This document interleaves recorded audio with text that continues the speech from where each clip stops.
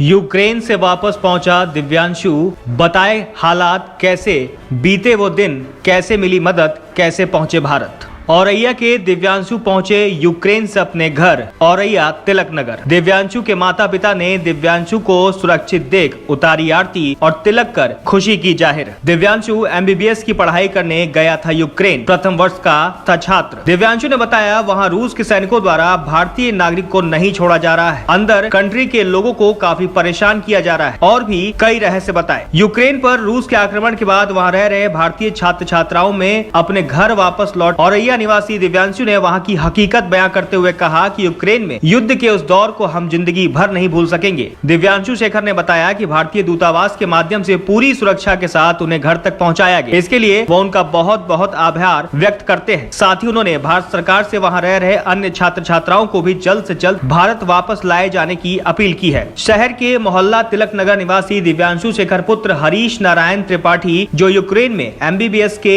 प्रथम वर्ष के छात्र हैं। दिव्यांशु शेखर ने वहां के हालात के बारे में बताया। रूस यूक्रेन का युद्ध शुरू हुआ तो शुरुआत में एक दिन कुछ समझ में नहीं आया, ना ही ऐसी स्थिति लग रही थी, लेकिन उसके बाद दूसरे ही दिन से वहां के हालात लगातार खराब होने लगे। भारत सरकार की ओर से उन्हें बाहर निकालने के लिए सभी इंतजाम कर दिए गए। 27 फरवरी की सुबह 9 बजे वह ओजार्ड से ओजोर्ड नेशनल यूनिवर्सिटी के सभी छात्र छात्राओं को सुरक्षित जगह पर एकत्रित किया गया, जिसमें 250 छात्र छात्राओं को 50-50 की संख्या में बस के जरिए यूक्रेन का बॉर्डर पार कराकर सुरक्षित हंगरी पहुंचाया गया। वहां पर हम लोगों को भारतीय दूतावास की बस खड़ी मिली। दिव्यांशु ने बताया कि हंगरी तक का सफर तय करने में सभी डरे हुए थे, पता नहीं कब क्या हो जाए, किसी को पता नहीं था। हर एक पल ये लग रहा था कि कहीं कोई अटैक उन लोगों के पास ना हो जाए। एक एक रात बड़ी मुश्किल से कट रही थी। इन सब के बीच उन लोगों को बस में भारत का राष्ट्रीय ध्वज और नोटिस चस्पा कर भारतीय दूतावास तक पहुंचाया गया। तब जाकर सुरक्षित महसूस किया उन लोगों ने। भारतीय दूतावास की तरफ से पूरी सुरक्षा के इंतजाम कर भारतीय छात्र छात्राओं को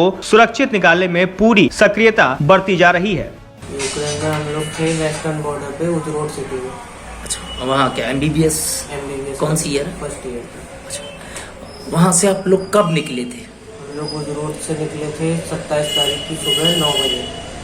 क्या वहाँ जब आप वहाँ मौजूद थे उस समय वहाँ क्या स्थितियाँ थी, किस तरह से आप लोगों का वहाँ समय बीता, कैसे अपने आप को सुरक्षित महसूस कर? हम लोग जब वहाँ थे तो जो वहाँ की कंडीशन थी वो बहुत ज़्यादा खराब थी और अभी भी है।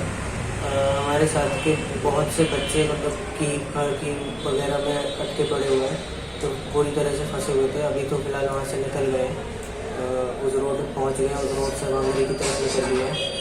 तो उस साइड पे इतना बुरा माहौल है कि कोई भी बंदा घर के सेफ मतलब घर के अंदर भी अपने आप को सेफ नहीं समझ रहा।